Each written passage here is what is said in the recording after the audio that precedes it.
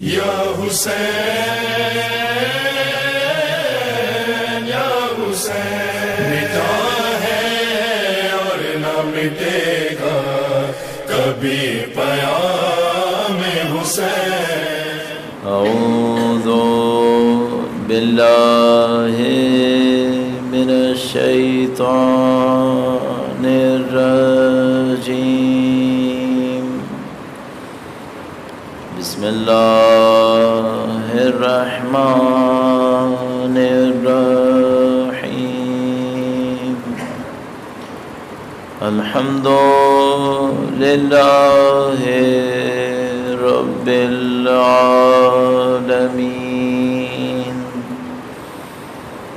والصلاة والسلام على سید الانبیاء والمرسلین،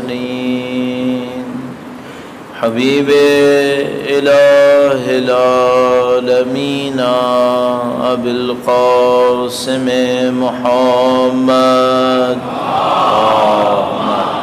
صلی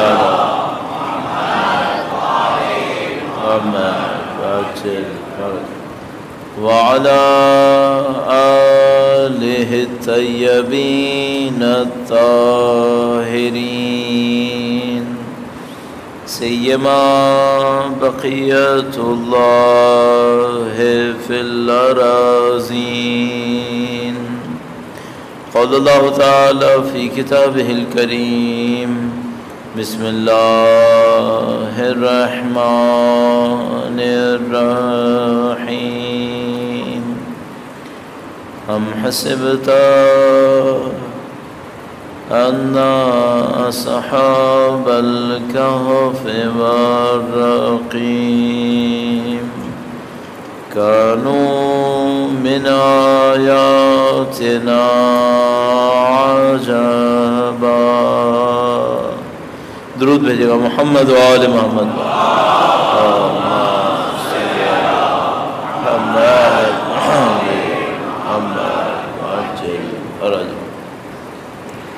خدا نمتا کے انتہائی شکر ہے، انتہائی لطف و کرم ہے، اس نے ہمیں قرآن و اہل بیت اطہار علیہ السلام کے ذریعے سے اپنی زندگی کو صحیح طریقے سے گزارنے،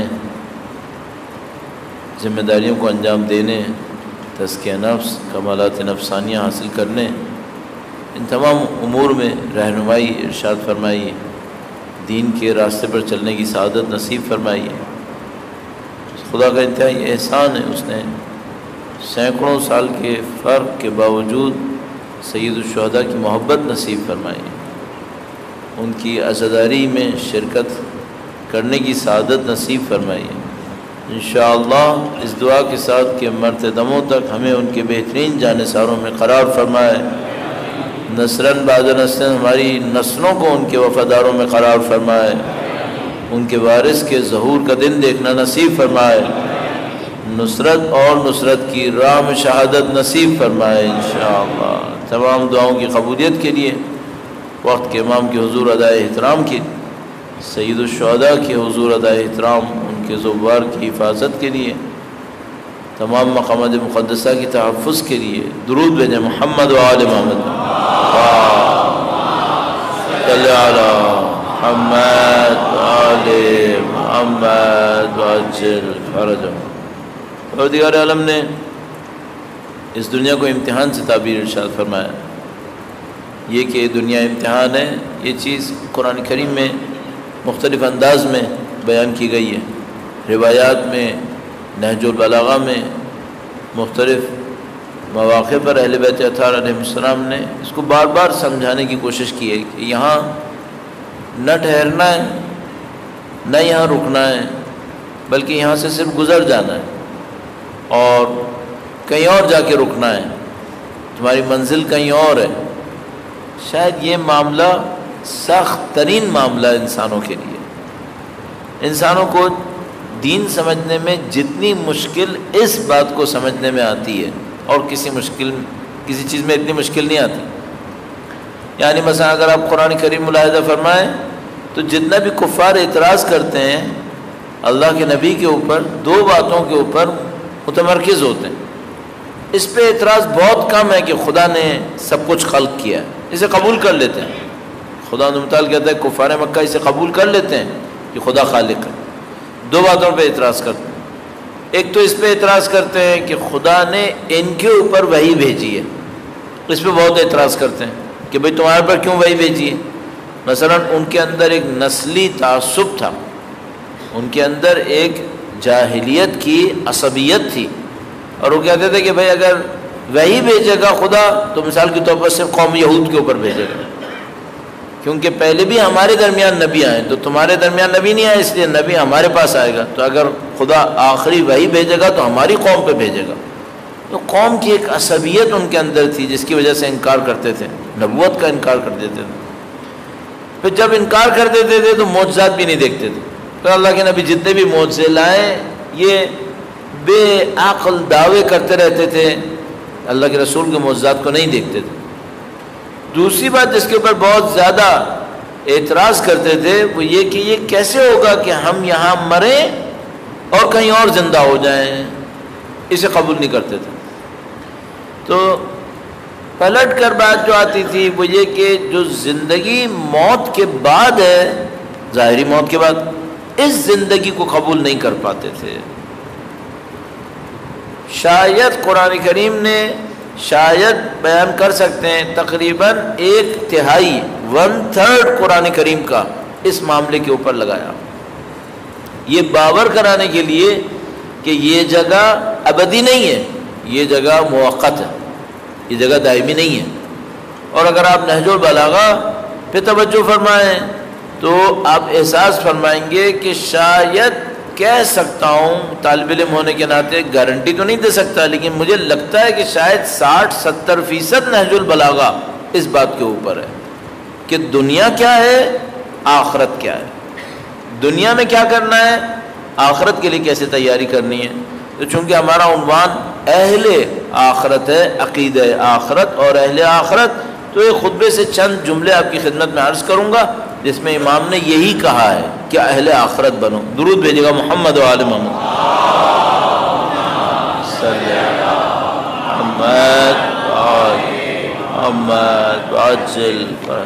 اب یہاں سے پہلے جہاں ہم مجلس پڑھ رہے ہیں وہاں پر ہمارا موضوع نہج البلاغہ ہی ہے، تو وہاں پہ ہم نے دیکھا کہ بھائی نہج البلاغہ پہ اگر پڑھنا ہے تو نہج البلاغہ ہمیں رٹا ہوا نہیں ہے، اور نہ میں یہ کر سکتا ہوں کہ ہر روز کوئی خطبہ رٹ کے آؤں اور پھر اس کو لوگوں کے سامنے پڑھوں۔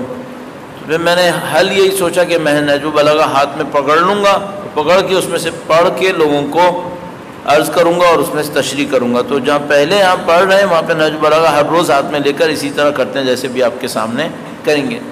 10-15 سال پہلے بھی کبھی ہم نے خطبات پہ اس طرح عشرہ پڑھا تھا تو اس میں بھی یہی کیا تھا، ہمارے حافظے میں اتنی طاقت نہیں آ پاتی کہ سارے خطبے یاد کر پائیں، تو پھر ہم نے دیکھا کہ محروم نہ رہ جائیں، طریقہ یہی ہے کہ پھر ہم یہ کریں گے۔ تو ابھی آپ کے سامنے بھی یہی کر رہا ہوں، اور اس میں امام نے خطبے میں ارشاد فرمایا، یہ خطبہ نمبر 42 ہے جو ترتیب میرے پاس ہے، یہ نہج البلاغہ کی ترتیب ہے جو رئیس احمد جعفری صاحب، نائب حسین نقوی، عبدالرزاق ملی آبادی، مرتضیٰ حسین صدر اللہ فاضل، یہ 4 کو کمپائلرز ہیں، انہوں نے تالیف کی ہے۔ جو مفتی جعفر حسین صاحب ہیں ان کی تالیف میں تھوڑا سا فرق آتا ہے، میرا اپنے خیال ہے کہ 1-2 خطبے کا یہاں پہ فرق آئے گا۔ ان کی ترتیب میں یہ خطبہ نمبر 42 ہے۔ امام نے اس خطبے میں کچھ جملات ارشاد فرمائے، جو میں ابتدا کے جو جملات ہیں وہ تھوڑا بعد میں پڑھوں گا چونکہ موضوع سے متصل کروں گا، وہ آخرت والی بات آپ کی خدمت میں پہلے عرض کر دوں۔ امام نے فرمایا، درود بھیجے گا محمد و آل محمد پر،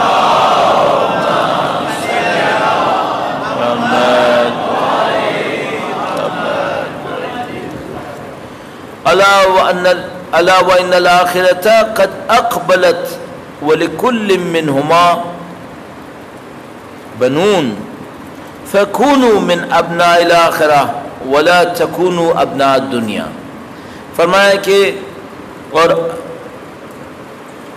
فرمایا خبردار آخرت نزدیک آ گئی ہے، آخرت نزدیک آ گئی ہے، بس تمہیں چاہیے کہ فرزندان آخرت بنو۔ امام نے فرمایا اس پہ ہوشیار ہو جاؤ کہ آخرت نزدیک آ گئی ہے، وَلِكُلٍّ مِّنْهُمَا بَنُونَ، اور یہ جو دنیا ہے اور آخرت ہے دونوں کے بیٹے ہیں، دونوں کی اولادیں ہیں. یہ بڑی خوبصورت تشبیہ استعمال کی. فرمایا آخرت نزدیک آ گئی ہے. اچھا ہم لوگ کس کو نزدیک دیکھتے ہیں؟ دنیا کو. فرمایا تم دنیا کو نزدیک دیکھ رہے ہو، میں تم کو بتا رہا ہوں آخرت نزدیک آئی گئی. آخرت تم سے نزدیک ہے. اب دونوں کی اولادیں ہیں، دنیا کے بھی بیٹے ہیں، آخرت کے بھی بیٹے ہیں. تم کیا کرو؟ فَكُونُوا مِنْ أَبْنَاءِ الْآخِرَةِ وَلَا تَكُونُوا أَبْنَاءَ الدُّنْيَا. تم لوگ آخرت کے بیٹے بنو، نہ کہ دنیا کے بیٹے بنو. تم آخرت کے بیٹے بنو، دنیا کے بیٹے مت بنو. کیوں؟ فرمایا فَإِنَّ كُلَّ وَلَدٍ سَيُلْحَقُ بِأُمِّهِ يَوْمَ الْقِيَامَةِ. قیامت کے دن ہر بچے کو اپنی ماں کے ساتھ ملحق کیا جائے گا. تم اگر دنیا کے بیٹے ہوئے تو تم پاس دنیا کے ساتھ ملحق کر دیے جاؤ گے، اور دنیا عذاب میں ہوگی، دنیا تباہی اور بربادی میں ہوگی، تو تم تباہی اور بربادی کا شکار ہو جاؤ گے. اگر آخرت کے بیٹے بنو گے تمہیں قیامت کے دن آخرت کے ساتھ ملحق کیا جائے گا، آخرت میں آبادی ہوگی. وَإِنَّ دَارَ الْآخِرَةَ لَهِيَ الْحَيَوَانُ. آخرت کی زندگی ہی اصل زندگی ہے، آخرت کا گھر ہی اصل زندگی ہے.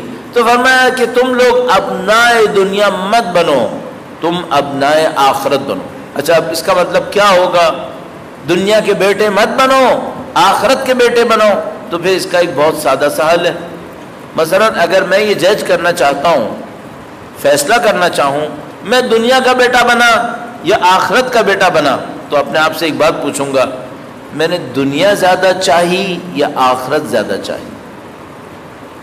کوئی ہے جو اپنی ماں سے دور ہو جائے؟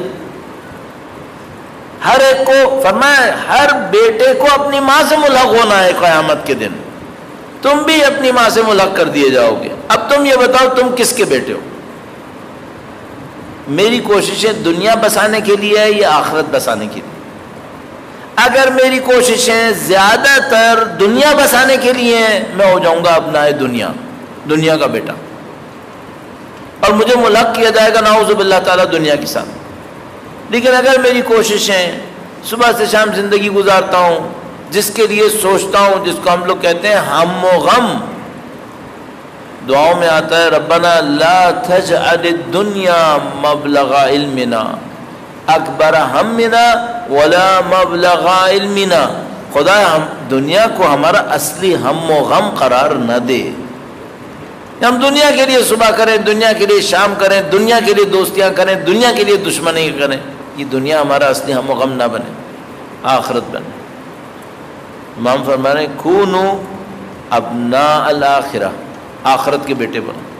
اب اس سے پہلے کیا ارشاد فرمایا ہے اس کا ہمارا موضوع سے تعلق بھی ہے، تھوڑا سا میں تشریح عرض کروں گا اور اس کے بعد یہ ابتدا کے حصے آپ کی خدمت میں عرض کروں گا. درود بھیجے گا محمد و آل محمد صلی اللہ محمد. یہ بڑا کرٹیکل ہوتا ہے کہ انسان اپنے اوپر تنقید کرنا سیکھ لے. کیسے سیکھوں کہ میں ابنائے دنیا ہوں، دنیا کا بیٹا ہوں یا آخرت کا؟ میں دیکھوں کون سی کامیابی میرے دل کو سکون دیتی ہے، کس چیز کی کامیابی پہ میں زیادہ منصوبے بناتا ہوں، دنیا کی کامیابی پہ یا آخرت کی کامیابی پہ، کس پہ زیادہ ریسورسز لگاتا ہوں. ایک خطبے میں فرمایا کہ جب اہل دنیا میں کوئی مرتا ہے تو پوچھتے ہیں کیا چھوڑ کے گیا، فرشتے پوچھتے ہیں کیا لے کر آیا. جو میں نے چھوڑا ہے وہ زیادہ ہے یا جو میں نے بھیجا ہے وہ زیادہ ہے؟ کون سی چیز زیادہ ہے؟ اگر یہاں میں نے زیادہ چھوڑا ہے اس کا مطلب میں ابنائے دنیا ہوں. اگر میں نے وہاں اس سے زیادہ بھیجا ہے اس کا مطلب ہے میں فرزند آخرت ہوں. فرمایا کونوا ابناء الآخرہ، تم آخرت کے بیٹے بنو، دنیا کے بیٹے مت بنو. اور بلیغ نصیحت کسے کہتے ہیں اور واضح نصیحت کسے کہتے ہیں؟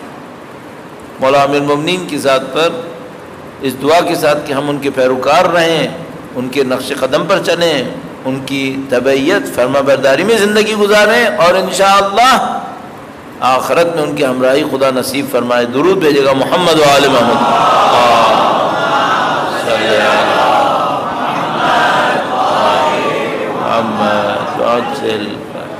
آپ کی خدمت میں تفصیل سے بیان ہوا کہ یہ جو ہم کہتے ہیں تزکیہ نفس کرو، اس کا مطلب کیا ہوتا ہے. تو کل آپ کی خدمت میں بہت تفصیل سے عرض کیا، اور ظاہر ہے کہ اب اس کا خلاصہ بھی پیش کرنا شاید آپ کو اور زیادہ تھکا نہ دے، لیکن بہرحال چند جملوں کے اندر اگر عرض کروں تو آپ سے عرض ہوا کہ انسان کے اندر کچھ خواہشات ہوتی ہیں جن کا ہونا بہت ضروری ہے اس کی زندگی کے لیے، اس کے فوائد کے لیے. مثلا اس کے اندر کھانے پینے کی، سونے کی، جنسیات کی خواہش ہونی چاہیے، ورنہ زندگی نہیں گزرے گی. اس کے اندر دشمن سے لڑنے کے لیے کچھ غیر معمولی طاقتیں چاہیے تھیں، وہ ہونی چاہیے تھیں اس کے اندر. پہلی کو قوہ شہویہ کہتے ہیں، دوسری کو قوہ غضبیہ کہتے ہیں. اس کے اندر منصوبہ بندی کی ایک صلاحیت ہونی چاہیے تھی، اس کو قوہ وہمیہ تعبیر کیا جاتا ہے. لیکن ان تینوں کے ساتھ مشکل یہ ہے کہ یہ حد سے تجاوز کرتی ہیں. تو جو کھانا پینا انسان کی ضرورت ہوتی ہے وہی ہدف بن جاتی ہے. لباس انسان کی ضرورت ہے، لباس کا ایک ہی مقصد ہونا چاہیے، جسم کو چھپائے، معمول کے مطابق رکھے، بس. لباس باعث عزت بننے لگے، لباس باعث فخر بننے لگے، لباس کے ذریعے سے میں احترام حاصل کروں، یہ تجاوز ہے. لباس اس لیے نہیں ہے. خدا تعالیٰ نے لباس کو کسی اور طرح بیان کیا.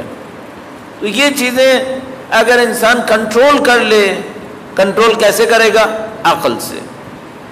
اور میں نے عرض کیا یہ وہ عقل ہے جو تھیوریٹیکل نہیں ہے بلکہ یہ پریکٹیکل ہے.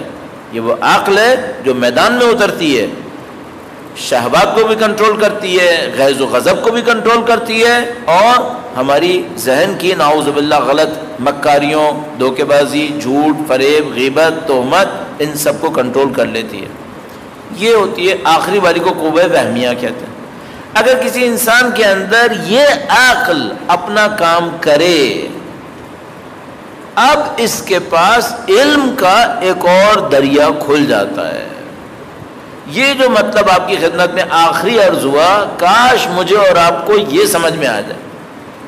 ہم لوگ سمجھ رہے ہیں سننے، سنانے، پڑھنے، سیکھنے، سکھانے، اس سے علم ملے گا، اس سے مقدمہ بنتا ہے، اس سے زمین کے اوپر گویا ہل چل گیا، بیج نہیں بویا ہے، ابھی فصل نہیں ہوگی. ابھی فصل کب اگتی ہے؟ فصل اس علم سے اگتی ہے جو عقل کو کنٹرول کے بعد ملتا ہے. عقل کسے کنٹرول کرے؟ ہوا و ہوس کو.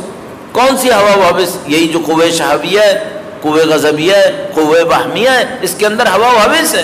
ہوا و ہوس حد سے بڑھنے کی خواہش ہے. اس کو اگر عقل کنٹرول کرے، اس عمل کو ہم کہتے ہیں تقویٰ. جیسے ہی کوئی یہ تقویٰ دکھائے، کس کی خاطر؟ خدا کی خاطر، اس کو کہتے ہیں تقویٰ الہی. کوئی اپنے اندر ان شہوات پر، غضب پر، ہوا و ہوس پر کنٹرول دکھائے، تقویٰ دکھائے، تو کیا ہوتا ہے؟ خدا تعالیٰ فرماتا ہے اتقوا اللہ ویعلمکم اللہ. تم اللہ کا تقویٰ اختیار کرو، اللہ تمہیں علم نصیب کرے گا. اچھا ہم کہیں گے بھئی تقویٰ تو اس وقت آئے گا جب پہلے سے علم ہو. وہ علم خدا نے دیا ہوا ہے، الہمہا فجورہا و تقواہا، وہ سکھا چکا ہے، وہ بتا چکا ہے. کس کو نہیں پتا جھوٹ بولنا غلط ہے؟ کس کو نہیں پتا؟ کس کو نہیں پتا دوسرے کے مال کو اٹھانا غلط ہے؟ اس میں کون سے علم کی ضرورت ہے؟ تو سب کو پتا ہے، یہ معروف ہے، چھپا ہوا ہے ہی نہیں ہے، تو سب کو معلوم ہے. اسی لیے کہتے ہیں امر بالمعروف، اچھائی کا حکم دو، معروف کا حکم دو، جو سب کو پتا ہے. اب سب کو جو پتا ہے تو اس میں کون سا علم چاہیے؟ تو ہے. اب اگر یہ جو پتا ہے اس کے اوپر عمل کیا، اپنی قوہ غضبیہ، شہویہ اور وہمیہ کو کنٹرول کیا، اب ایک نیا علم ملے گا. یہ علم کون سا ہے؟ یہ علم خدا کی طرف سے آتا ہے. اس علم میں اور پچھلے علم میں کیا فرق ہے؟ پچھلے علم میں کرو نہ کرو آپشن میں رہتا ہے. یہ علم جب آتا ہے تو خود بخود ہو جاتا ہے کام. یہ علم اتنا کلیئر ہوتا ہے، اتنا کنفرم ہوتا ہے انسان کے اندر، پھر وہ رک نہیں پاتا. کرے گا ہی کرے گا، اس کے علاوہ کوئی راستہ ہی نہیں ہے اس کے سامنے، خود بخود وہ کرنے لگتا ہے اپنے کام کو۔ تو عزیزان محترم، جو ہمیں چاہیے وہ اس ہوا و ہوس کو کنٹرول کرنا ہے۔ اب یہاں پہ 10 سوال اور آتے ہیں، مثلا محاورتاً میں نے کہہ دیا 10 سوال آتے ہیں۔ سب سے بڑا سوال تو یہ آئے گا، یہ ہوا و ہوس کنٹرول کیسے ہوتی ہے؟ کسی کے اندر خواہش اٹھتی ہے، یہ جو خواہش اٹھتی ہے یہ بعض اوقات اتنی شدید اٹھتی ہے کہ کہتے ہیں محبت کی طرح ہو جاتی ہے۔ کیا مطلب؟ اندھا کر دیتی ہے انسان کو، اسے دکھائی نہیں دیتا۔ پھر بھئی آپ نے خود دیکھا ہوگا، کیا لوگ غصے میں قتل نہیں کرتے؟ کر دیتے ہیں۔ اچھا اس کو نہیں معلوم بیوقوف کو کہ قتل کر دے گا تو پھر مثلا شاید جیل میں جانا پڑے، جیل میں نہیں بھی گیا تو خدا کی بارگاہ کے اندر قتل نفس کے بعد کیا بچا ہے اس کے لیے؟ پھر بھی کر دیتے ہیں۔ کیوں ایسا ہوتا ہے؟ جب ہوا و ہوس کا غلبہ ہوتا ہے پھر عقل کام نہیں کرتی، یہ پہلے سے کرنا ہوتا ہے۔ تو ابھی مثال کے طور پر کوئی یہ کہے پہلے سیلاب آنے دو پھر میں ڈیم بناؤں گا، تو بیٹا جب سیلاب آ جائے گا تو ڈیم کہاں بنتا ہے؟ پھر تو بہہ گیا سب کچھ۔ تمہیں ڈیم پہلے بنانا ہوتا ہے سیلاب سے، اور سیلاب کی طاقت سے زیادہ مضبوط بنانا ہوتا ہے، ورنہ تو سیلاب ڈیم کو بھی بہا کے لے جائے گا، وہ تو اور مصیبت کر جائے گی۔ تو ہمیں یہ بند پہلے باندھنا ہوتا ہے۔ تو مثال کے طور پر ایک آدمی کو پتہ ہے کہ بھائی میں ہوا و ہوس کا شکار ہو جاؤں گا اور مثلا میرے اوپر غیظ و غضب آئے گا، اس کے لیے انسان کو کنٹرول کرنا ہوتا ہے۔ درود بھیجے گا محمد و آل محمد، محمد آل محمد اجل فرد۔ چھوٹی چھوٹی چیزوں پہ کنٹرول کریں، چھوٹی چھوٹی چیزوں پہ کنٹرول کریں، اور اگر آپ چھوٹے چھوٹے معاملات پہ کنٹرول کریں گے بڑی چیزوں پہ کنٹرول خود بخود آئے گا۔ مثال کے طور پر آپ نے دیکھا ہوگا کبھی ہم لوگ بیکار بیٹھے ہوتے ہیں نا، ہمارے ہاتھ پاؤں چلتے رہتے ہیں، کبھی یہ کر رہے ہیں کبھی وہ کر رہے ہیں، کچھ نہیں تو مونچھوں کو تاؤ دے رہے ہیں۔ کیوں؟ کنٹرول نہیں ہے۔ اچھا یہ جو کنٹرول نہیں ہے اس کا مطلب کیا ہے؟ اس کا مطلب ہے گناہوں کے سامنے یہ بے بس ہوگا۔ کنٹرول نہیں ہے، کنٹرول لے کر آئے۔ چھوٹی چھوٹی چیزوں سے کنٹرول بڑھتا ہے۔ وہ کیسے؟ مثلا باہر آپ ماشاءاللہ آپ لوگ منظم لوگ ہیں انشاءاللہ، میں نہیں جاؤں گا آپ کی جوتے دیکھوں، لیکن مثلا دیکھنا پڑے گا جوتے صحیح اتارے ہیں ان لوگوں نے۔ جب یہ باہر نکل رہے ہوتے ہیں دوسروں کے جوتے رونگتے ہوئے تو نہیں جاتے۔ زیادہ تر جگہوں پہ اگر میں کہیں اپنے چپل اتار دوں، سینڈل اتار دوں، واپس آئیں گے تو کچلے ہوئے ہوں گے۔ اچھا یہ جو تم نے میرے جوتے پہ پاؤں رکھا، میں نے اجازت دی تھی؟ کس سے پوچھ کے پاؤں رکھا؟ اتنا کنٹرول نہیں ہے ہمارے اندر۔ کیوں نہیں ہے؟ کیا مال غیر نہیں تھا؟ کنٹرول کیوں نہیں ہے؟ اتنا ہم نے نہیں سیکھا۔ کیوں نہیں سیکھا؟ جب چھوٹی چیزوں میں کنٹرول نہیں کرو گے تو بڑی چیزوں میں کنٹرول کہاں سے آئے گا؟ چھوٹی چھوٹی چیزوں سے کنٹرول بڑھائیں۔ یہ تو میں نے بہت چھوٹی سی ایک بات کہہ دی آپ کی خدمت میں۔ آپ اپنی زندگی میں دیکھتے رہیے کہ بھائی وہ کون سی جگہیں ہیں جہاں پہ آپ کا کنٹرول لوز ہوتا ہے۔ اچھا ایک اور بات آپ کی خدمت میں عرض کروں، بعض اوقات کیا ہوتا ہے انسان کہتا ہے بھائی پیر منگل بدھ جمعرات جمعہ ہفتہ 6 دن کنٹرول کے 1 دن آزادی۔ اس کا مطلب یہ ہوتا ہے جو 6 دن میں نے کنٹرول کمایا ہے میں نے 7ویں دن گنوایا ہے۔ اب جو پیر آئے گی نا میں پھر زیرو سے شروع کروں گا۔ ایک دن کوئی انسان جان بوجھ کے خدا نہ کرے نعوذ باللہ نماز چھوڑ دے، گیا بس۔ اب اس کو ہفتوں لگیں گے اپنے آپ کو زیرو پہ واپس لانے میں، یہ پیچھے جائے گا، بہت محنت کرنی پڑ جائے گی اسے۔ کیوں؟ کنٹرول لوز نہیں ہونا چاہیے، اس کو گرفت میں رکھیں۔ تو آپ ہر چیز کو گرفت میں رکھیں۔ اب ایک اگلا مسئلہ آئے گا بھائی گرفت میں رکھیں کہاں سے شروع کریں؟ بہت سادہ سی بات ہے، 3 قوتیں ہیں آپ کے پاس، قوہ شہویہ ہے، قوہ غضبیہ ہے، قوہ وہمیہ ہے، تینوں کو آپ نے کنٹرول کرنا ہے۔ کیسے کنٹرول کریں گے؟ میں ایک ایک مثال آپ کی خدمت میں عرض کرتا ہوں۔ درود بھیجے گا محمد و آل محمد، صلی علی محمد آل محمد۔ بھائی کسی کو اپنی قوہ شہویہ کنٹرول کرنی ہے میں نے اس میں عرض کیا تھا کھانا پینا سونا جنسیات یہ سب چیز میں شامل ہے. چھوٹا سا ایک کام کر لیں. امام فرماتے ہیں جب تک بھوک نہ لگے دسترخوان پہ مت بیٹھو. جب تک بھوک نہیں لگی کھانا مت کھاؤ. عجیب دنیا ہم لوگوں کی ایسی ہے. اگر میں آپ کو یہ بتاؤں نا, مثلا ایک گیسٹرولوجسٹ نے مثال کے طور پر فلاں فیلڈ کے ڈاکٹر نے اسپیشلسٹ نے ایک بات کہی ہے کہ اگر یہ کرو تو یہ ہو جائے گا, تو بہت سارے لوگ کر دیں گے. مثلا ابھی سنیے گا آپ, میں بعد میں عرض کروں گا. ایک ڈاکٹر نے کہا کہ اگر تم 4 کام کرو گے نا کبھی تمہیں کسی ڈاکٹر کے پاس جانا نہیں پڑے گا.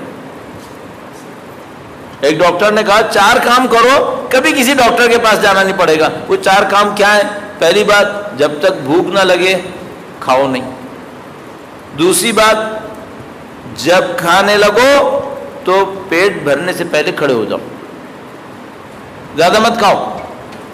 10 منٹ دیر سے 15 منٹ دیر سے پیٹ بتاتا ہے بھر چکا ہوں, تھوڑا پہلے اٹھ جاؤ چونکہ یہ اس وقت بھی بھر چکا ہوتا ہے. 15 منٹ دیر میں اٹھو گے نا تو پھر تو لبالب ہو چکا ہوگا, تھوڑا پہلے اٹھ جاؤ. 2 باتیں. تیسری بات, جو کھاؤ اچھی طرح چباؤ. جو کھاؤ اچھی طرح چباؤ. ایک آدمی مجھے ملا, اس کی عمر 90 سال کے اوپر تھی. میں نے کہا بھائی مجھے 2 نصیحتیں کرو, کچھ نصیحتیں کرو کہ جس سے میری عمر لمبی ہو جائے. کہنے لگا میں تم کو 2 نصیحتیں کرتا ہوں. پہلی بات تو یہ کہ جھوٹ مت بولو. جھوٹ بولو گے پریشانیاں آئیں گی, زندگی کم ہو جائے گی. سچ بولو. دوسری بات یہ کہ چبا چبا کے کھاؤ, پیسٹ بنا کے کھاؤ, تمہاری زندگی لمبی ہو جائے گی. اب میں پہلے والے ڈاکٹر پہ واپس آ جاؤں. دوسرے والے بندے کو میں گلشن اقبال میں ملا تھا, وہ کہیں دور کا نہیں تھا, مجھے نہیں معلوم ابھی زندہ ہے مر گیا, انشاءاللہ زندہ ہوگا. تو جو پہلے والے ڈاکٹر ہیں انہوں نے کہا کہ بھائی آپ جب تک بھوک نہ لگے کھانا مت کھاؤ, پیٹ بھرنے سے پہلے اٹھ جاؤ, جب بھی کھاؤ چبا چبا کے کھاؤ, رات کو سونے سے پہلے ٹوائلٹ ضرور جاؤ. 4 باتیں کر لو تمہیں ڈاکٹر کے پاس نہیں جانا ہوگا. صحیح ہے. یہ خود کس نے بتایا؟ یہ خود ایک بہت بڑے ڈاکٹر نے بتایا. جو بتا رہے ہیں وہ بھی بہت بڑے ڈاکٹر ہیں, جو سن رہے ہیں وہ بھی بہت بڑے ڈاکٹر ہیں. یہ مولا امیر المومنین نے اپنے فرزند امام حسن مجتبیٰ کو بتایا. صلی علی محمد 1400 سال پہلے. فرمایا یہ 4 کام کرو تمہیں طبیب کے پاس نہیں جانا پڑے گا. اب مجھے نہیں معلوم اگر میں 50 سال کے بعد شروع کروں تو جانا پڑے گا یا نہیں جانا پڑے گا, لیکن ہر حال میں کہہ نہیں سکتا, شاید نہ جانا پڑے, کرے تو صحیح آدمی. عجیب بات یہ ہے کہ یہ جو 4 امام نے باتیں فرمائی, ان میں سے کم 2 باتیں وہ ہیں جو ان کے فرزند نے معنویات حاصل کرنے کے لیے بتائی ہیں. ان کے فرزند نے, ان کے چھٹے فرزند مولا امام جعفر صادق علیہ السلام نے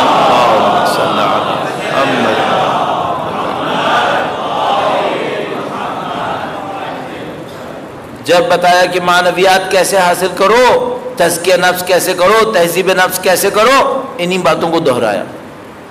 اس کا مطلب کیا ہے؟ اسی میں تمہارا دین ہے, اسی میں تمہاری دنیا ہے. اور وہ بتا کہ کب گئے؟ 1400 سال پہلے.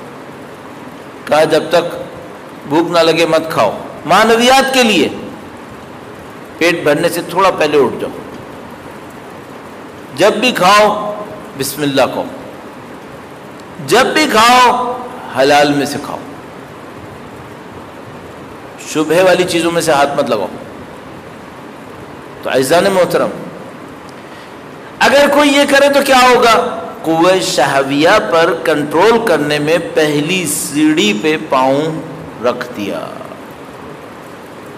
قوہ شہویہ پہ کنٹرول کرنے میں پہلی سیڑھی پہ پاؤں رکھ دیا.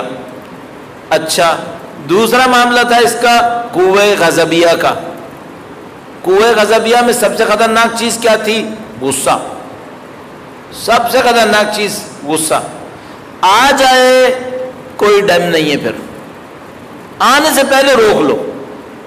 10 ترکیبیں کرو کہ غصہ نہ آئے. آ گیا معاملہ ختم.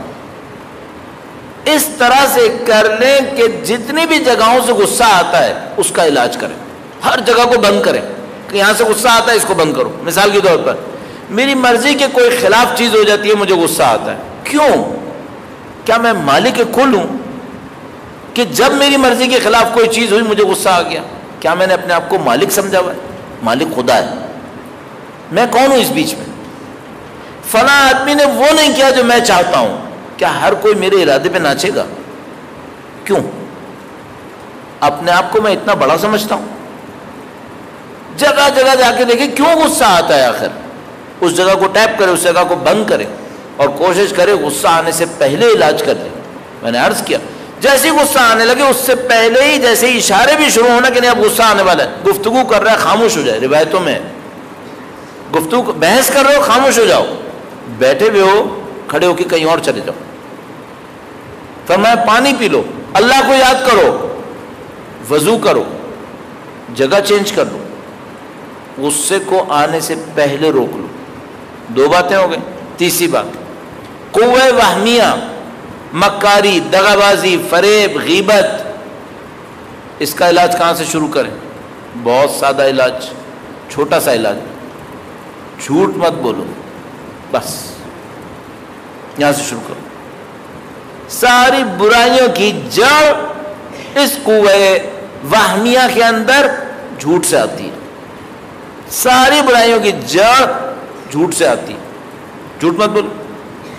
3 نسخے سادہ سودے جو ہم لوگ اور آپ بچپن سے سنتے آ رہے ہیں. جب تک بھوک نہ لگے کھاؤ نہیں, کھاؤ تو چھوڑ دو تھوڑا سا بھوک ختم ہونے سے پہلے. بسم اللہ نام لو, حلال میں سے کھاؤ, غصہ نہیں آنے دو, اپنے آپ کو ٹھنڈا رکھو. ٹھنڈا رکھو گے اتنا فائدہ ہوگا, بلڈ پریشر کبھی ہائی نہیں ہوگا. غصے میں نہیں مارو گے کم از کم. اور جو غصے کو کنٹرول کر لے گا نا اس کو کبھی ڈپریشن نہیں ہوگا, ہمیشہ فریش رہے گا. غصے پہ کنٹرول کرو. سب سے بڑی بات یہ خدا خوش رہے گا. خدا خوش سب خوش.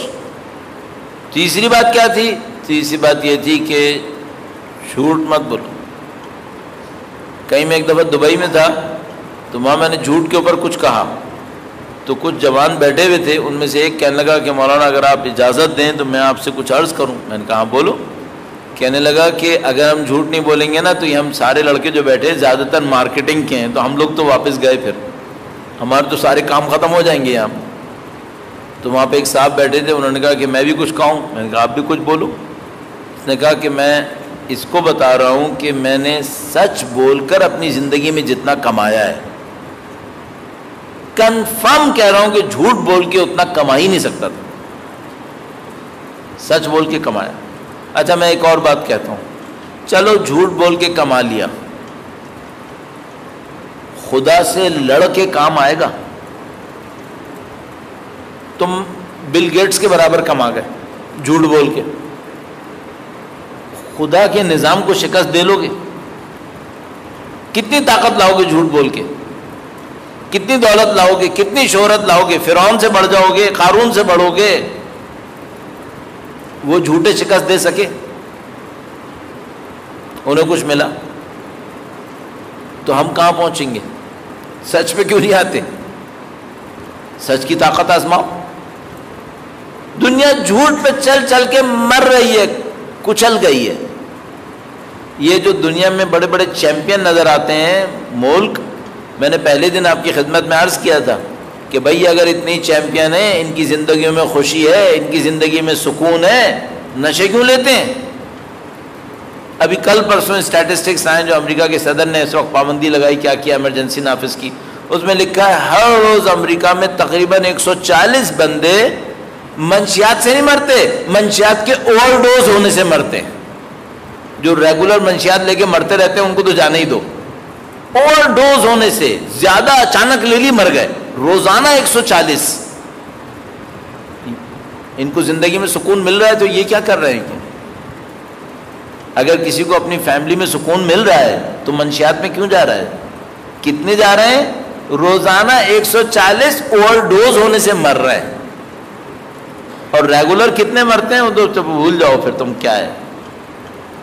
یہ سب ناکام ہو چکے ہیں. ہمارے پاس کامیابی کے نسخے ہیں، ہم ان کو دیکھ رہے ہیں کہ وہ ہمیں کچھ سکھائیں گے، جو اپنا ہے اس سے کیوں نہیں سیکھ لیتے؟ تو عزیزان محترم، تزکیہ نفس میں کامیابی خدا نے رکھی ہے۔ تزکیہ نفس کے لیے کیا کریں؟ اپنی ہوا و ہوس کو کنٹرول کرو۔ ہوا و ہوس کو کیسے کنٹرول کریں؟ 3 خواہشات جو غلط بن سکتی ہیں، قوہ شہویہ، غضبیہ، وہمیہ، ان کو عقل کے ذریعے سے لگام دو۔ اس کو کہتے ہیں ہوا و ہوس کو لگام دینا۔ جیسے ہی ہوا و ہوس کو لگام دو گے علم نصیب ہوگا۔ لیس العلم بالتعلیم والتعلق، اسی حدیث میں جس میں امام نے یہ نصیحتیں فرمائی، مولا چھٹے امام نے اس کی شروع میں یہ فرمایا تھا علم سیکھنے سکھانے سے نہیں ملے گا، علم اللہ کا نور ہے جو اس کے دل پہ ڈالتا ہے جس کو خدا پسند کرتا ہے۔ خدا دلوں پہ نور ڈالتا ہے۔ یہ نور کہاں سے نصیب ہوتا ہے؟ یہ ہوا و ہوس کو کنٹرول کرنے سے نصیب ہوتا ہے۔ اب یہ جو خطبہ نمبر 42 میں نے آپ کی خدمت میں عرض کیا، جس کے آخر میں امام نے فرمایا تھا کونوا ابناء الآخرہ ولا تکونوا ابناء الدنیا، تم آخرت کے بندے بنو، آخرت کے بچے بنو، آخرت کی اولاد بنو، نہ کہ دنیا کی اولاد۔ اس کے شروع میں امام نے کہا میں تمہارے بارے میں 2 چیزوں سے بہت ڈر رہا ہوں۔ اچھا، امام کا کلام اس دور کے لیے تھا یا ہمارے لیے بھی ہے؟ امام کا کلام کوئی ایک وقت کے لیے ہوتا ہے؟ امام اگر قیامت تک امام ہے تو کلام بھی اس کا قیامت تک کے لیے کلام، ہمارے لیے بھی۔ امام نے فرمایا کیا؟ آپ کی خدمت میں عرض کروں گا، آپ سماعت فرمائیے گا۔ مولا کا کلام درود بھیجے گا محمد و آل محمد۔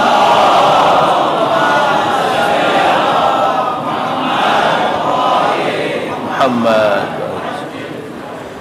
ایھا الناس، یہ جو ایھا الناس کہہ کے ارشاد فرماتے ہیں نا، اس کا مطلب یہ کہ ایسی بات کہہ رہے ہیں جو پوری انسانیت کے کام آنے والی ہے۔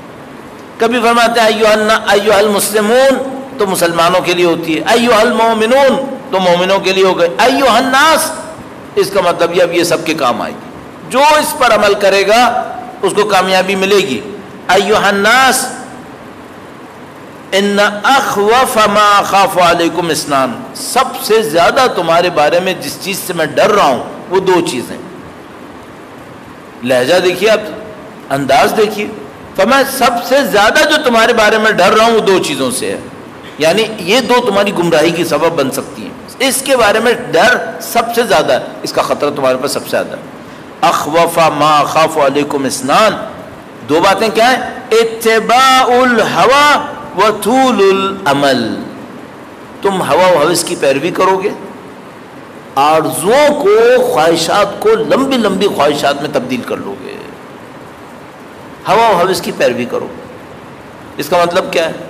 اگر میں نے اپنی ہوا و ہوس کو کنٹرول کر لیا، جو میں نے بتایا قوہ شہویہ، قوہ غضبیہ، قوہ وہمیہ کو عقل کے ذریعے سے کنٹرول کر لوں، اگر یہ کر لیا، امام فرمایا تمہاری ہدایت کنفرم ہو جائے گی۔ اپنی ہوا و ہوس کو کنٹرول کرو، اور یہ جو تم نے لمبی لمبی خواہشات بنائی ہیں، لمبی لمبی خواہشات انسان کس کے لیے بناتا ہے؟ آخرت کے لیے بنائے تو بہت ہی اچھا ہے۔ مثلا آخرت میں لمبی خواہش کیا ہے؟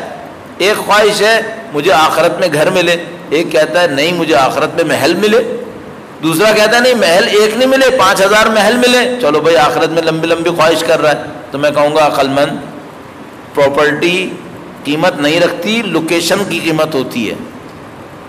یہ بتاؤ محل کس کی ہمسائیگی میں ملے؟ لوکیشن ڈھونڈو۔ جو ریئل اسٹیٹ کا کام کرتے ہیں ان کو پتہ ہے پراپرٹی کی قیمت لوکیشن سے ہوتی ہے۔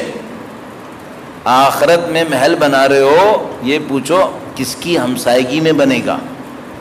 جاؤ امیر المومنین کی ہمسائیگی میں بیٹھو، قیمت ہے، ورث ہے اس کی، پھر کسی کام آئے گا۔ پھر تو اہل بیت کی ہمسائیگی میں جاؤ، ان کی ہمسائیگی میں جانے کے لیے انہیں پسند کرنا ہوگا، ان کے راستے پہ چلنا ہوگا، ہمسائیگی وہ خود ہی نصیب کر دیں گے۔ فرمایا میں تمہارے بارے میں 2 چیزوں سے ڈر رہا ہوں، ایک ہوا و ہوس کی پیروی اور لمبی لمبی خواہشات۔ یہ ہوا و ہوس کی پیروی کیا کرتی ہے؟ فَأَمَّا اتِّبَاعُ الْهَوَىٰ فَيَصُدُّ عَنِ الْحَقِّ، یہ جو ہوا و ہوس کی پیروی ہوتی ہے نا، یہ انسان کو حق سے دور کر دیتی ہے، انسان باطل پہ چل نکلتا ہے۔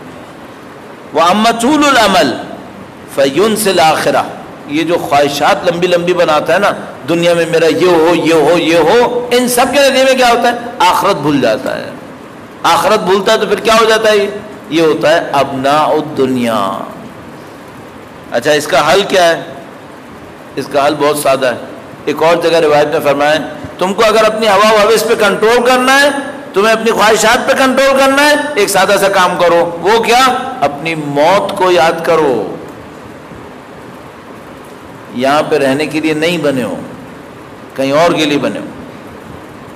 یہاں پہ بقا نہیں ہے، 20 سال 25 سال 30 سال، آگے کی دنیا خالدین فیہا، ابدی زندگی، اس کا اس سے کیا مقابلہ ہے؟ اب ہم لوگوں کو جو دھوکہ ہوتا ہے وہ یہ ہوتا ہے، ہم سمجھتے ہیں ہم نے یہیں رہنا ہے، یہیں کے لیے بیٹھنا ہے، یہیں کے لیے پیدا ہوئے ہیں۔ یہاں کے لیے پیدا نہیں ہوئے، ہم کہیں اور کے لیے پیدا ہوئے ہیں۔ اور اب آپ کی خدمت میں تفصیل سے میں نے آپ کی خدمت میں عرض کر دیا۔ آخری بات صرف ایک اور عرض کروں گا، اور وہ یہ کہ یہ جو ہمارا باطن ہے یہ ہمارے ظاہر پر کس انداز میں اثر انداز ہوتا ہے۔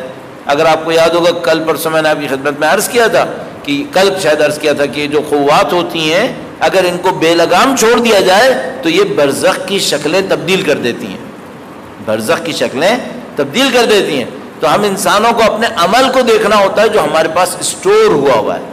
یہ عمل یہی اسٹور ہوا ہے اور کہیں نہیں، ہمارے اپنے اندر رکھا ہوا ہے۔ آپ اس عمل کو دیکھیں اور اس کے بعد اپنے آپ سے پوچھے گا کہ یہ جو میرا عمل ہے یہ میرے چہرے پر آتا ہے یا نہیں آتا۔ ہم لوگوں کے چہرے خدا متعال نے خلق کیے ہیں اور ہم لوگوں کو ان چہروں کا پابند کر دیا کہ تمہارا چہرہ میں نے ایسے خلق کیا، تمہاری مرضی نہیں چلے گی، جو میں نے دیا ویسا ہی ہے۔ لیکن یہ ویسا ہی تو ہے، یہ چہرے کے اوپر جو میں اندر جھوٹ بولوں تو چہرے پہ آتا ہے یا نہیں آتا ہے؟ اتنی اسٹڈیز ہو چکی ہیں کہ آتا ہے، اتنی اسٹڈیز ہو گئی ہیں جس کی کوئی حد نہیں ہے کہ سب کچھ نظر آتا ہے۔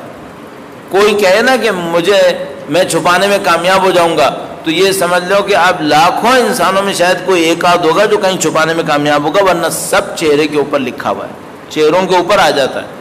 تو اندر جھوٹ ہوگا تو چہرے پہ آ جائے گا۔ چلو جب فرض کر لیتے ہیں اس دنیا میں چھپا لے گا، برزخ کے جسم پہ آئے گا یا نہیں آئے گا؟ وہ تو ڈائریکٹلی آنا ہے، اس میں ہماری چھپانے کی طاقت کی کوئی دخالت نہیں ہے، اس کو کوئی نہیں روک سکتا۔ دنیا کا کوئی انسان ایسا نہیں ہے جو یہ کہے میں اندر گناہ کروں گا برزخ کی شکل کو روک لوں گا، نہیں، یہ قطعی ہے۔ جیسے پانی میں ٹھنڈک ہے، تیزاب میں آگ ہے، آگ میں حرارت ہے، یہ قطعی ہے۔ جس کے جو عمل ہوں گے برزخ کی شکل واپس آ جائے گی، ویسی آئے گی۔ ابھی برزخ شروع ہوا ہے، ابھی آخرت کا نہیں پتہ، ابھی پل صراط کا نہیں پتہ۔ ابھی پچھلے مجلس میں پل صراط کے بارے میں عرض کر رہا تھا، تو ابھی دوبارہ کہوں تو کوئی دوسرا بیچارہ وہاں سے اٹھ کے یہاں آئے تو کہہ گئے تکرار کر رہے ہیں، لیکن صرف اتنا جملہ عرض کرتا چلوں، یہ جو پل صراط ہے یہ ابھی چل رہی ہے، بعد میں کھڑے نہیں ہوں گے، بعد میں ہمیں نظر آئے گا کہ ہم کہاں کھڑے ہیں۔ یہ ابھی ہے، کیوں؟ اس پل صراط کے اطراف میں جو آگ ہے یہ کس سے لگتی ہے؟ روایتیں کہتی ہیں تم اپنی شہوات کو چھوڑ دیتے ہو نا تو اس سے آگ لگتی ہے۔ پل صراط کے نیچے جو آگ لگی ہے یہ کون سی آگ ہے؟ فرمایا ہر بندے کی صراط علیحدہ ہے، ہر بندے کا پل صراط علیحدہ ہے۔ کیوں ہر ایک کا علیحدہ ہے؟ کیوں؟ اس نے 10 شہوتوں پہ عمل کیا، اس کی آگ 10 درجے لگے گی۔ اس نے 50 شہوتوں پہ عمل کیا ہے، 50 کی آگ لگے گی۔ ایک نے شہوتوں کو کنٹرول کر لیا ہے، اس کی آگ بجھ جائے گی، ختم۔ پل صراط آسان ہو گیا۔ تو پل صراط پہ ابھی کھڑے ہوئے ہیں آپ، مجھے اور آپ کو نظر نہیں آ رہا کہ ہم پل صراط پہ کھڑے ہوئے ہیں۔ کیوں؟ وہ جو پل صراط کے آگے وہ یہی ہے جس کو ہم لگا رہے ہیں اپنی شہوتوں سے، اپنے قوے غضب سے اور اپنی وہمیہ طاقتوں کے ذریعے سے، یہی ہے اور کچھ نہیں ہے۔ اسی کو کنٹرول کر لیں گے پل صراط کی آگ بجھ جائے گی۔ ہمارے دل کی نورانیت آگ بجھاتی ہے۔ فرمایا مومن کے قلب میں جو نورانیت ہوتی ہے، مومن کے قلب میں کب نورانیت آتی ہے؟ مومن جب اپنی عقل سے اپنی قوات کو کنٹرول کر لیتا ہے تو اس کا قلب نورانی ہو جاتا ہے۔ کل پرسوں عرض کیا تھا اس کے اوپر تفصیل سے، یہ جو عقل کنٹرول کرتی ہے اس کو قلب کہتے ہیں۔ اس قلب میں نورانیت آتی ہے، کب نورانیت آتی ہے؟ جب ان 3 کو کنٹرول کر لیتا ہے۔ یہ جو نورانیت ہے یہ آگ بجھا دیتی ہے۔ یہ نورانیت بڑے کام کرتی ہے. ایک طرف سے یہ نورانیت پل صراط کی آگ کو بجھاتی ہے، دوسری ایک اور مصیبت ہے، پل صراط کے اوپر چراغ کہیں اور سے نہیں آتا ہے، انسان کی نورانیت پل صراط کو منور کرتی ہے. اگر اندر قلب میں نورانیت نہیں ہے، کنٹرول نہیں ہے، تو نورانیت بھی نہیں ہے. نورانیت نہیں ہے تو پل صراط تاریک ہو گیا ہے. سفر کیسے کرے گا اس پہ کہاں سے سفر کرے گا؟ یہ بیچارہ ادھر ادھر مارا مارا پھرے گا. اس کا پل صراط صراط مستقیم سے باہر چلا جائے گا، مارا مارا پھرتا رہے گا. تو ہم لوگ ابھی کر رہے ہیں جو کچھ کر رہے ہیں.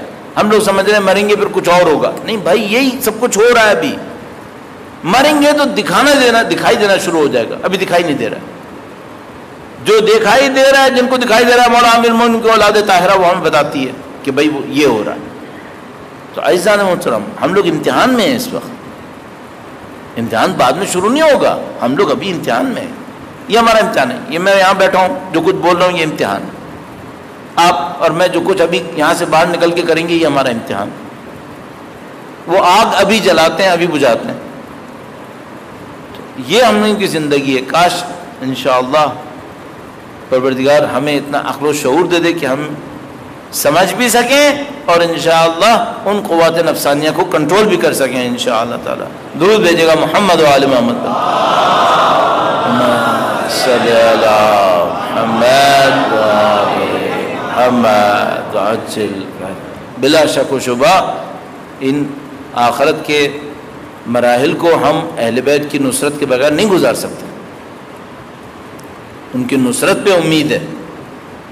البتہ یہ کہ ہمیں اس قابل بنانا پڑے گا کہ ان کی نصرت حاصل کرنے کے قابل بن جائیں. ان کی نصرت نصیب ہوگی تو انشاءاللہ ان سب کو گزار سکیں گے. لیکن نصرت حاصل کرنے کے لیے ایک درجہ اطاعت، ایک درجہ بندگی وہ ہمیں دکھانی پڑے گی. ماشاءاللہ یہ کہ آپ سید الشہداء کی خالص محبت کے ساتھ یہاں تشریف لاتے ہیں، اس کا مطلب یہ ہے کہ ہمارا تعلق ہے اہل بیت سے. یہ تعلق کام آتا ہے. روایات میں فرمایا تمہاری آخرت کے 9 مرحلوں میں یہ محبتیں کام آئیں گی. کہیں پر 9 سے کہیں زیادہ بیان کیا کہ اس میں کام آئیں گی. بیان بھی کیا ان جگہوں پہ کام آئیں گی. اس میں صراط کا نام بھی لیا. بھائی یہاں پہ بھی کام آئیں گی، ہر جگہ کام آئیں گی اہل بیت کی محبت. لیکن سچی محبت، صرف لفظ کے دعوے نہیں، جھوٹے دعوے نہیں چاہیے. سبسٹینشل محبت یعنی محبت یعنی جس کو چاہتے ہیں اس کی خاطر پھر کچھ کرنا بھی چاہتے ہیں. تو محبت ہم سنخیت لاتی ہے. کوئی کس سے محبت کرتا ہے اس کا جیسا بننے کی کوشش کرتا ہے. کوئی محبت کرتا ہے اس کو خوش بھی کرتا ہے. آپ ماشاءاللہ سید الشہداء کے چاہنے والے ہیں. امیر المومنین ان کی اولاد طاہرہ کی محبت آپ کے دلوں کے اندر. الحمدللہ رب العالمین. یہ محبت بہت قیمتی ہے.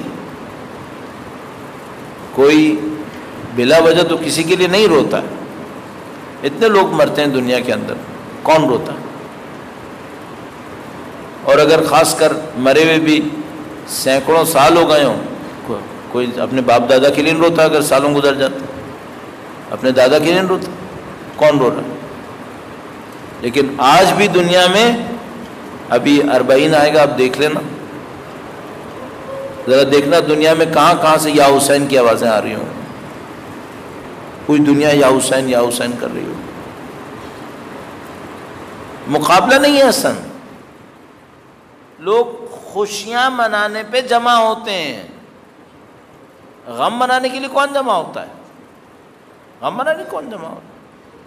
لوگ نفس پرستی کے لیے جمع ہوتے ہیں. یہ کہ کوئی آئے اپنے گھر سے نکلے، بازاروں میں جائے، مجلسوں میں اور زمین کے اوپر بیٹھے اور اپنے امام کا نام سنے اور گریہ کرے، یہ کہاں ہوتا ہے دنیا کے اندر؟ یہ خدا نے آپ کو نصیب کیا ہے. عزیزان محترم، آپ کے دلوں پر امام حسین کی نورانیت ڈال دی ہے. آپ کے اور ہمارے دلوں کے اندر امام کی محبت ڈال دی ہے. اور میں کتنی دفعہ عرض کرتا ہوں، الحمدللہ خدا متعال نے ایسا کر دیا کہ امام حسین کے مصائب کا بیان بھی ضروری نہیں ہوتا. بعض اوقات بس لوگوں کے سامنے اتنا ہی کہو، پیاسا غریب الوطن، لوگ سمجھ جاتے کتنا دل نزدیک آئے ہیں امام حسین سے. الحمدللہ یہ خدا کا بڑا لطف ہے, خدا کا بڑا کرم ہے, لوگوں کے دل امام حسین سے نزدیک ہیں. کوئی کسی کو سننے نہیں آتا ہے, کوئی کسی کے نام پہ نہیں آتا ہے, سب امام حسین کے لیے آتے ہیں, سب امام حسین کے نام پر ہے. تو ذرا سا ان کے سامنے کہا جائے دیکھو ایک پیاسا غریب الوطن کربلا میں پہنچا ہے, ابھی محرم شروع نہیں ہوتا لوگوں کے دل غم کی طرف جانا شروع ہو جاتے ہیں, چونکہ امام ہمارے محرم کے لیے آ گئے, امام گھر سے نکلے ہوئے ہیں, امام کی اولاد طاہرہ ساتھ ہے. قدیم زمانے میں ہمارے اجداد بہت خیال کرتے تھے, اب تھوڑا سا کم ہوا ہے, لیکن انشاءاللہ پھر ہم لوگ سیکھنا شروع کر رہے ہیں.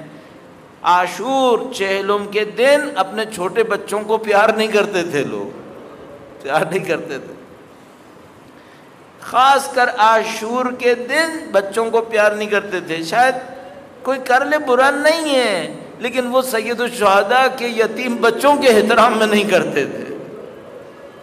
کہتے تھے آج کے دن ہمارے مولا کے یتیم بچوں کو تماشے لگے تھے, ہم اپنے بچوں کو کیسے پیار کریں.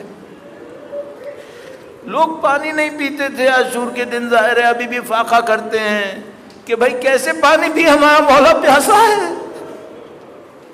شام غریبہ آئی, کیا کیا مظالم ہوئے, کتنے کتنے پریشانیاں اہل بیت اطہار علیہ السلام. لوگوں کے دل نزدیک ہو گئے الحمدللہ. اب جو لوگ امام کے غم کو دیکھتے ہیں لگتا ہے جیسے ابھی کربلا میں بیٹھے ہوئے دیکھ رہے ہیں. 1400 سال کا تو وقت لگتا ہی نہیں ہے, لگتا ہی نہیں 1400 سال گزرے علی اصغر کو ذبح ہوئے ہوئے,